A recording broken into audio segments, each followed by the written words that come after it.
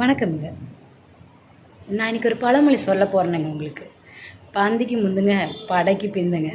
பாந்திக்கு முந்துனா விசேஷ வீட்டில் போய் நம்ம ஆளுகளை ஓடி போய் உட்காந்துக்கிறதுக்கு முதலாளாக பந்தியில் உட்காந்துட்டுங்க, அங்கே என்ன இலையில வைக்கிறாங்களோ அதை விதமாக தின்னுட்டு வந்துடுறதுங்க. படைக்கு பிந்துனா எவனாவது போட்டு ரோட்டில் போட்டு அடிச்சிட்டு இருந்தா ஓடி ஒழிஞ்சிக்கிறது. போய் தடுத்தா நம்மளுக்கு என்ன அடிச்சு போட்டானுங்க என்ன பண்ணுறது? அதனால தானேங்க ஓடி ஒழிஞ்சிக்கிறது.